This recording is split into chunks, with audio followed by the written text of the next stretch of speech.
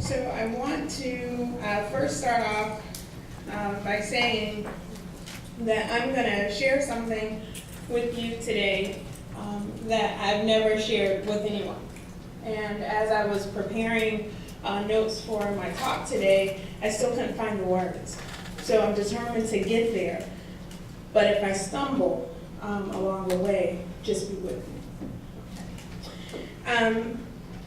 There are 2 points to my talk that I want you to pay attention to. The first is I'm going to read you a haiku poem. I'm going to start my talk off with a haiku poem, and I'm going to end it with the same poem. It's a clue when you hear it the second time, you'll know I'm finished with my talk. And the second is throughout my talk, I'm going to ask a series of questions that start off with what if. So if you want to jot those down or remember them, please do. They'll help facilitate part of our discussion today. The haiku poem is entitled, My Birthing Experience, and it goes like this. Entered hospital, a warrior, but returned a wounded soldier. I'll share with you my birthing experience, but first I'll start off by telling you a little bit about 2011. Walk with me. January 2011, I had finished my doctorate. I was feeling like I was on top of the world. You couldn't tell me anything. I had finally reached my dream of being a literature professor. I was on my first job, and I was working out. I hadn't reached my goal weight, but I had lost 50 pounds. I was eating healthy. I remember looking in the mirror that January, one random day, and saying, like, I'm here. Like mentally, physically, I'm at the place that I've strived to be for so long. And then February came, and when February came, it brought with it a couple of things. It brought with it extreme thirst, frequent urination, blurred vision. And so, because I had just moved, I said, well, I need to go see a primary care physician. And I did, and I told her, I said, I'm new to the city, but I'm constantly going to the bathroom, and I'm really thirsty. Matter of fact, I've had to move my position in church because I'm a front row kind of person. And so I told her, I said, well, you know, I have to now sit in the back of the church near the restroom. And so I was explaining this to her, and she went down the list. No family history of anything except cholesterol. Young woman, working out. Your electrolytes are off. You need to drink Gatorade. I did. A week later, I had all my classic symptoms that I had before, but now they've increased, and they brought a couple of friends along with them. And those friends included the inability to maintain a conversation without saying some things. So I was experiencing cognitive issues. And the straw that broke the camel's back for me was when I passed out of my bathtub for an unknown amount of time. I woke up, I packed a bag, and I said, I'm not coming back to my home until someone tells me what's wrong with me. So I go to the primary care physician February 15th, and I say to her, Gatorade didn't cure me, and something is really wrong. And so she checks my blood sugar. It registers high, no number. She runs out. She comes back with a needle. Her assistant says, your glucose isn't registering, and that's not a good thing. I mean, first of all, I never want to have a medical person whisper anything to me. Let's just be clear. So when she says, your glucose isn't registering, that's not a good, and I was like, oh my God, why are we whispering? You know, so then I whispered to my mother. I pick up my phone and I call my mother, who's a nurse in Florida, and I say, you know, they say my glucose isn't registering, that's not a good thing. And my mother says, no, it's not. You need to go to the emergency room. When the physician comes back in with a needle, she's telling me, like, I need to take it, but I'm thinking, well, last week you told me about Gatorade, and that one didn't work out, so I don't know about this needle. And my mom's, I need to go to the emergency room. She and I go back and forth. She makes me sign a waiver saying that I was going to the emergency room against her wishes. I call a colleague who drives me to the emergency room. By the time I get there, I can no longer walk and stand. I'm dying. and I don't know from what. And the triage nurse says to me, how long have you had diabetes? And I said, diabetes? I didn't have diabetes. And I mean, she said it so calm, like we're cousins. Like, how long have you had diabetes? You know? And so I said, I didn't have diabetes. She said, yes, you do. I said, no, I don't. And we go back and forth, and then finally she picks up this huge glucometer. At the time, I had no idea what it was. But she said, you see this number, 593. Not only do you have diabetes, but you're going into a coma. That's why you passed out last night. And so everything I know about diabetes rushes in my head. And what I know about diabetes is that I'm going to die, I'm going to go blind, I'm going to be on dialysis, and I'm going to have an amputation. This is what I know. So I start screaming at the top of my lungs, I'm going to die, I'm going to die, I'm going to die. I'm alone, scared, terrified. And so I asked, what if? What if my primary care physician had just checked my blood sugar when I saw her the first time? What if the images and the messages about diabetes wasn't death, blindness, amputation, dialysis, all this negative stuff? How would I have felt in the emergency room? Probably not, extremely terrified and alone and confused. I spent 10 days in the hospital. I started blogging shortly after that, trying to find a community, because the pamphlets were not very comforting for me. The pamphlets had images that I couldn't relate to. Number one, everyone was over 50. I was a young person. Two, they said like, oh, you get diabetes because you're fat and lazy, but I was working out and I wasn't fat and lazy, and I just didn't understand. So the nurse came in and said, looks like you haven't looked through the pamphlets. And I said, well, I looked at them, but there's nothing hopeful in them. I said, every time I flip a page, it tells me that African Americans get amputations more than someone else. African Americans get blindness more than someone else. I said, these pamphlets are telling me because I'm a black person, like, I'm gonna die from diabetes. I said, that's not helpful for me. So my education about diabetes really didn't begin until I left the hospital. And I started searching online, and I found the diabetes online community. And I found diabetes sisters and people that were living with diabetes and smiling and enjoying life. And so I began to blog because what I noticed in all of those images too, that there was an absence of black women. And so I didn't start off with that idea, but I became the most prominent African American black woman blogger with type 2 diabetes. And I remember getting everything well. So I want to fast forward now. 60 days after that, I came home one day and I lost my home in a tornado. So I had to figure out how to manage being newly diagnosed with diabetes and having nothing. Not even a home, not a refrigerator for my insulin. Fast forward from that, it was the fall of 2011. I was now back in a home, feeling okay, starting a new semester. And I remember that I had a fibroid, but I hadn't had it checked for about a year and a half. So I decided, let me go to a gynecologist and see what's the status of my fibroid. Since I'm new, I don't know which gynecologist to pick, so I just say first come, first served. I'm fine with it. I go to my appointment, and the doctor comes in, and he opens my chart, and he says, I see you have diabetes. Are you here for birth control? I said, no. And he said, oh, okay, what are you here for? And I said, well, I have a fibroid. I haven't had it looked at in a year and a half. I want to know, like, the status of it. Has it grown or, whatever? Oh, okay. Are you sure you don't want birth control? And I said, yeah, I'm pretty sure I don't want birth control. And he said, well, when you have diabetes and you're pregnant, your baby can have birth defects. And, like, he starts rattling off all of these abnormalities that could happen.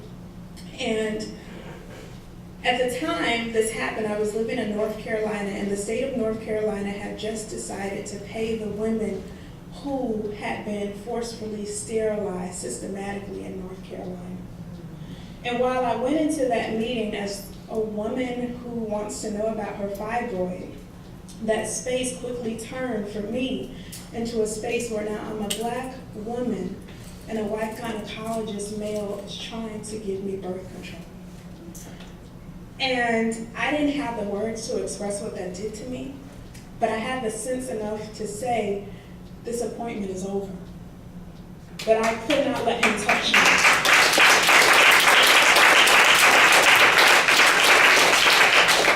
So I walked outside in my car and I cried because I came for care and I didn't leave with any care. I left emotionally worse off than I started when I got there.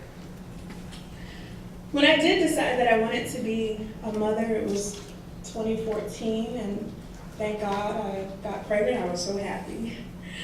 And my journey through pregnancy was pretty okay. No real issues. Oh, I do want to get to my what if for that one. What if that physician, when I went to him, did not try to put me on birth control, but he asked, are you thinking about motherhood? And if you are, here are resources for you to prepare yourself. What if he had said that? My favorite what if is, what if he had asked me, you have diabetes, what's your A1C?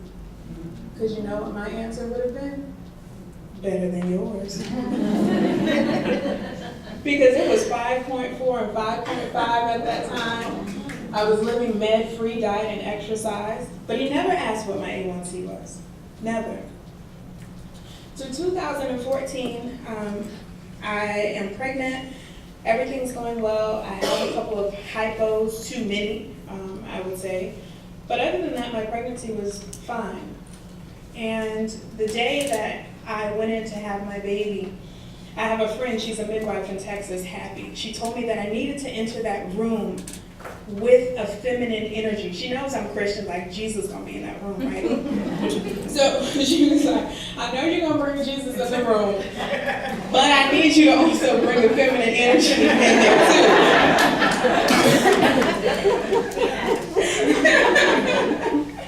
So I said, okay. So she helped me prepare. One of the things that I did was I had an outfit made, and I have on a piece of it today. I put this on to help me share my story. And I actually, I've only worn it twice, both times this year since then, because I decided I'm determined to heal from my birthing experience. And so I decided to bring in Hatshepsut, a female pharaoh who had won many battles. She even dressed like a man to make sure. And so I thought, like, I'm gonna be a warrior, right? That was the energy that I brought into the room. And it was a long birthing process. I had gone through a couple of OBGYNs, and the one that I was given during the birth, I went down my list of things, and I told her I didn't want an epidural, I didn't want a C-section unless it was necessary. And she returned my response by saying, we'll see about that. And so from that point where she said, you know, we'll see about that, I thought, oh, okay, I don't know how that's gonna go. 32 hours later, I delivered my daughter in an emotion that I had fought for so long to avoid, and that is fear. She was determined to have a C-section. I was on Pitocin. I remember being very scared when this happened. When she said to her assistant, we need an IV. I had an IV in this hand, and I had an IV in this hand. And so whenever I had a contraction, I couldn't even do this. I couldn't even.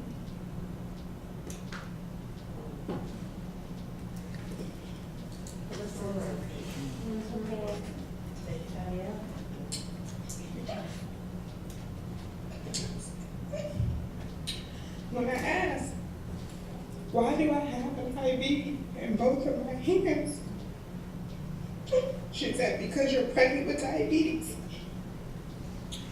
And because you're pregnant with diabetes, we can't let you move.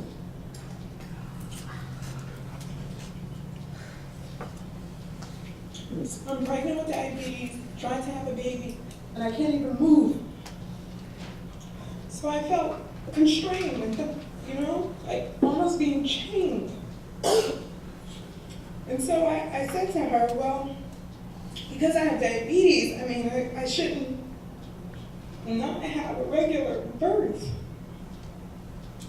And I told her, I said, you know, like, I have a particular idea of this experience. I got an outfit made. I came in here as a warrior, right? And she just said, okay. That was it. I didn't feel like she cared about me. I felt like she just cared about getting my daughter out. And throughout that experience, I ended up going into the OR to have a C-section. She told me that she was going to use a suction, and she would only do it twice. And if my daughter didn't come out on that second time, then I would have a C-section. My husband and I were separated, and so I was in there by myself. And the fortunate thing happened was that the epidural wore off, and she pulled the suction, and I felt it. She didn't say anything to me. And I told myself, Phyllisa, the next time you feel that you have to push because this lady doesn't care about you. And to say this lady, you know, like she's a woman, right? And so when I felt her pull the suction, I pushed, and I pushed my daughter out. But I was so scared.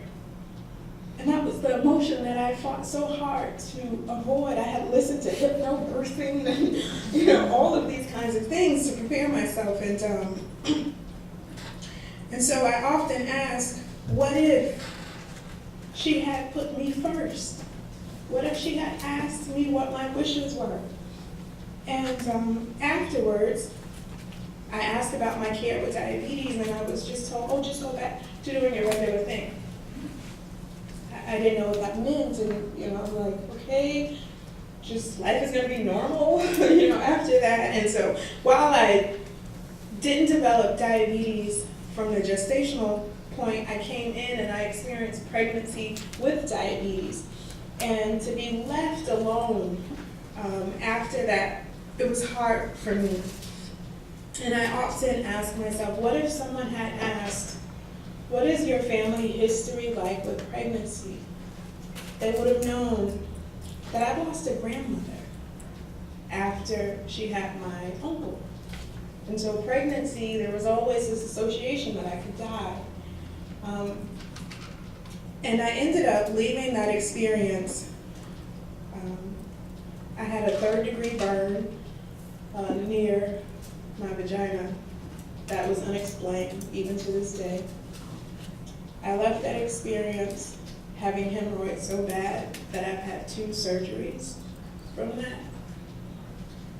And I felt very alone throughout the experience in terms of care.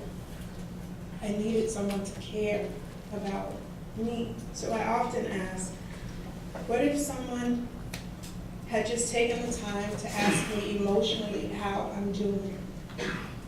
Because my daughter's 3 now, and I'm still having a postpartum experience.